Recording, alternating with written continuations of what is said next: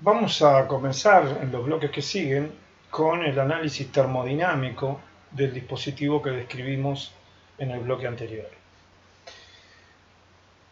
Y este análisis tendrá un objetivo central, que es poder estimar la potencia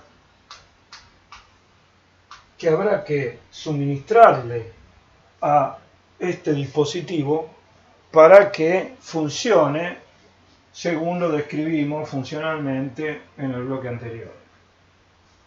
Con los recursos que hemos adquirido hasta aquí en la materia, podemos ya hacer consideraciones cualitativas respecto de las variables de las cuales dependerá este trabajo por unidad de tiempo, esta potencia que habrá que entregarle al dispositivo para que funcione.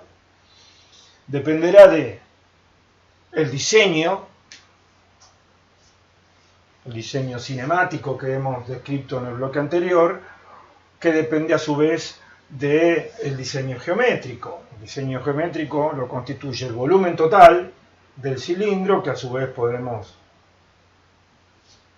asumir como el producto de una cierta sección del cilindro por una cierta longitud de la carrera del cilindro, y la relación de volumen nocivo, es decir, la relación entre el volumen que el pistón barre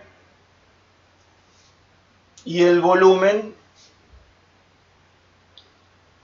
remanente en el punto muerto superior, es decir, la inversa de esa relación, el volumen en el punto muerto superior dividido el volumen total barrido. Esas son las condiciones de diseño del dispositivo. Las condiciones de uso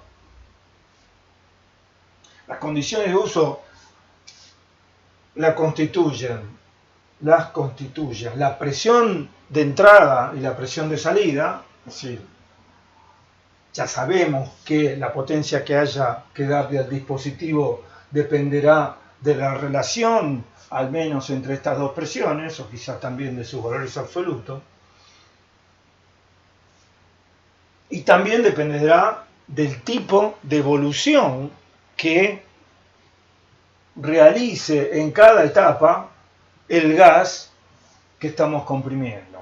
Porque nosotros sabemos que cuando un gas se comprime intercambia no solo trabajo, sino también calor y aumenta su energía interna. Y el trabajo que intercambie depende de las otras dos magnitudes.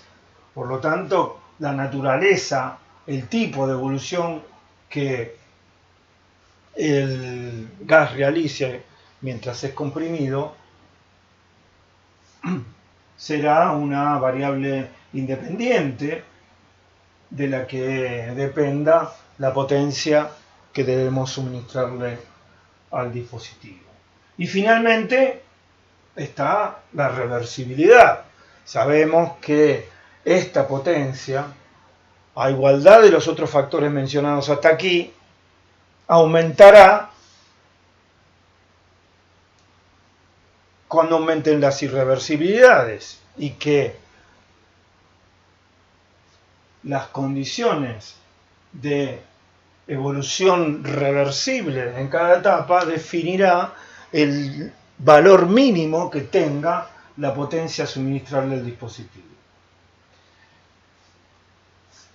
Antes de comenzar a hacer hipótesis que nos permitan plantear expresiones de cálculo de nuestro objetivo de cálculo, la potencia a suministrarle al dispositivo, podemos hacer algunas consideraciones cualitativas adicionales sobre las condiciones de uso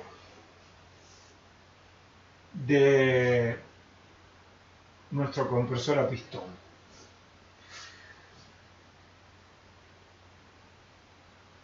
Estas son las presiones de trabajo. Una presión de admisión y una presión de salida mayor que la presión de admisión. ¿Hay algún límite para estos valores impuestos por el diseño, por la descripción funcional que hemos hecho hasta ahora de este dispositivo? Veamos. En esta configuración básica con volumen nocivo cero, en el que asumimos que el pistón puede entrar en contacto con la cabeza del cilindro, vemos que no hay un límite impuesto por el diseño. De hecho, la presión de salida la podemos imaginar predeterminada por una pequeña sofisticación en el dispositivo de la válvula de escape. Podemos configurar la tensión previa en el resorte de manera de cambiar la presión a la que la válvula de escape se abre. De manera que podríamos pensar que esta presión de salida es una variable de diseño. Pero ¿hay algún límite? Y el límite no lo da el diseño, sino otras consideraciones. Imaginemos que la válvula no abre, y si la válvula no abre, esta presión sigue subiendo, el pistón tiene que llegar por el diseño mecánico al punto muerto superior, y lo que va a ocurrir es que la presión no tiene límite. Porque si acá hay una masa que se está comprimiendo, el volumen final no puede ser cero. De manera que en este esquema básico, sin volumen nocivo, si la válvula no abre, algo se rompe. O se sopla la junta de tapa del cilindro. ¿Esto qué es?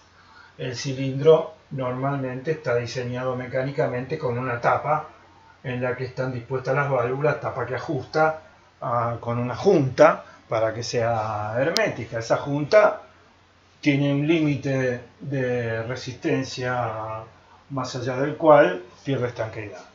Otra posibilidad es que la estanqueidad se pierda si la presión acá aumenta mucho entre el lado de adentro y el lado de afuera. Acá hay otra presión, P sub 0, a la que nos vamos a referir después brevemente. Y si la presión aumenta mucho, esta junta puede perder estanqueidad, junta que se materializa en la práctica con aros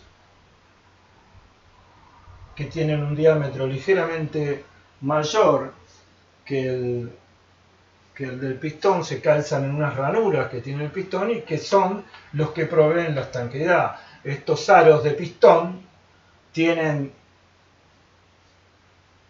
una dureza menor que las paredes del cilindro y por lo tanto son los que se desgastan y son los que permiten un mantenimiento relativamente sencillo, abriendo y cambiándolos para recuperar la estanqueidad luego de un uso prolongado. Bien, si la diferencia de presión aumenta mucho, pueden fallar esta estanqueidad, y si no, también puede romperse algo. Esto respecto de la presión máxima, en este caso.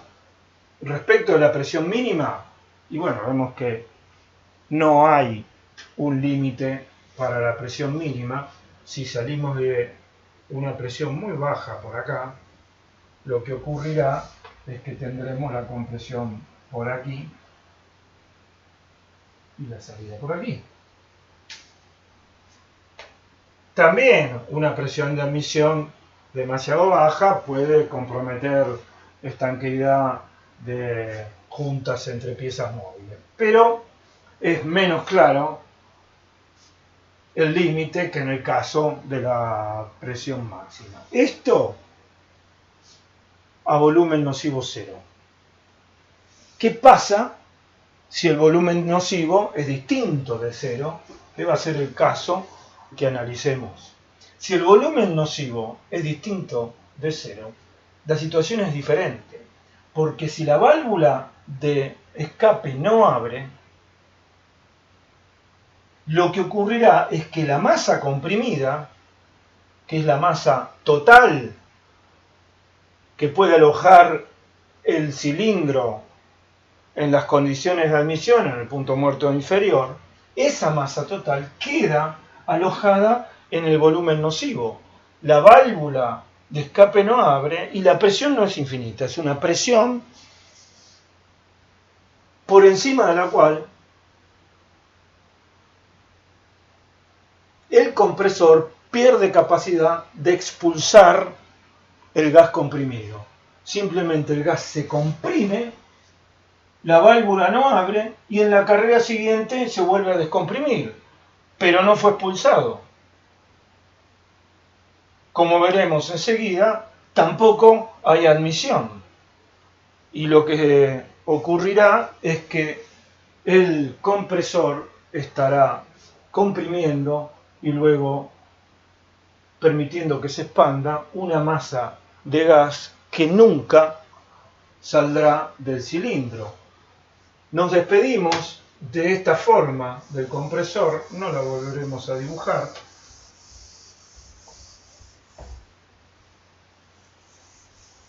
Y vamos a usar este espacio del pizarrón para graficar con mayor detalle qué ocurre en el caso en el que tenemos un volumen nocivo V sub 0.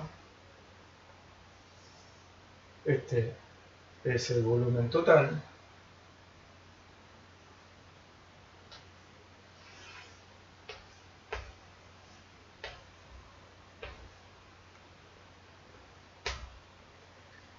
¿Qué ocurre cuando alteramos las presiones de trabajo? Primero, ¿qué pasa cuando aumentamos la presión de salida? Partamos de una situación como esta.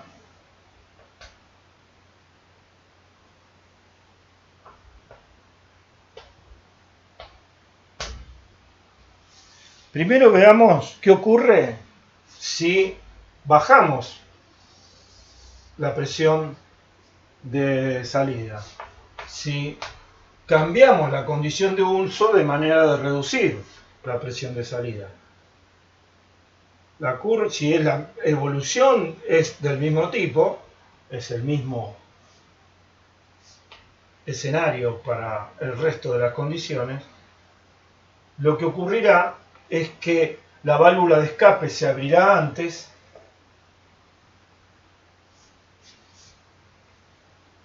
y el ciclo mecánico pasará a ser este.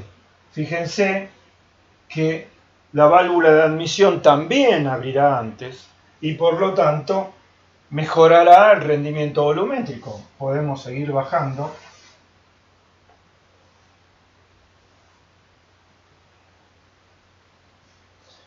Y este es el efecto. ¿Qué ocurre si aumentamos la presión de salida? El efecto contrario. La válvula de escape abrirá tardíamente. Esta será nada más la carrera de expulsión del gas comprimido y la carrera de reexpansión llegará más lejos y la válvula de admisión abrirá más tardíamente, reduciendo el rendimiento volumétrico y la carrera de aspiración. En el límite, si la presión de escape es demasiado alta, llegaremos a esta situación. La presión aumentó de manera tal que cuando el volumen que ocupa el gas comprimido es el volumen nocivo, la válvula de escape todavía no abrió y no va a abrir, porque está configurada a una presión superior. ¿Y qué ocurrirá en este caso? Bien, el pistón comenzará su carrera de expansión y el gas descenderá por la misma curva que subió y la masa aspirada será cero, porque fíjense que la válvula de admisión tampoco abrirá nunca, y lo que ocurrirá es que estaremos entregando trabajo en la primera mitad del ciclo para comprimir el gas y recibiéndolo después para en la segunda mitad del ciclo cuando el pistón va hacia el punto muerto inferior. En el medio, si este proceso genera calor intercambiado, estaremos haciendo trabajo nada más que para producir ese intercambio de calor. También podemos ver acá, esta será entonces la presión máxima, que hay una presión mínima. Si razonamos en forma recíproca y decimos partimos de una presión máxima, esta va a ser la presión de salida. Bien, pero si yo reduzco P1 lo suficiente, llegará un momento en que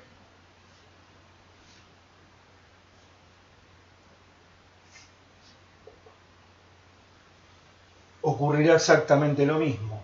Si P, esto es P mínimo, porque si la presión de admisión pretende ser menor que esta P mínima a esta presión de salida, llegaremos a esta misma situación, pero a la presión P2 convertida, en ese caso, en la presión máxima.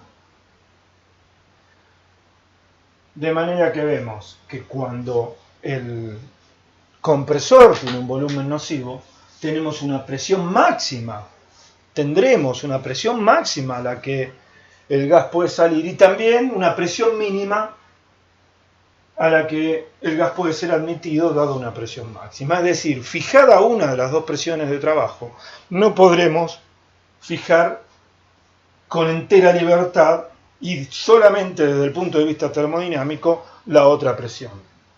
Y aquí concluimos las consideraciones cualitativas que podemos hacer antes de formular hipótesis para plantear ecuaciones de trabajo. Las hipótesis van a ser las siguientes. Como condiciones de diseño esta, el compresor tiene un volumen nocivo y responde a este diseño. Como condiciones de uso, las presiones P1 y P2 serán constantes y el movimiento del dispositivo será continuo. Es decir, vamos a analizar una situación en la que el movimiento del dispositivo es permanente, acá hay una velocidad angular omega que es constante en el tiempo y el ciclo se repite una y otra vez.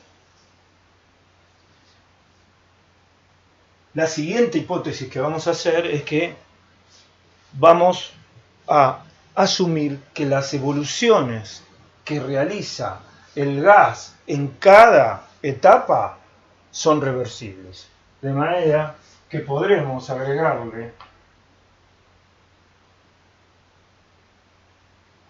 a este diagrama uno correspondiente en variables intensivas. Si las evoluciones son reversibles, el volumen específico estará definido en cada punto de cada evolución.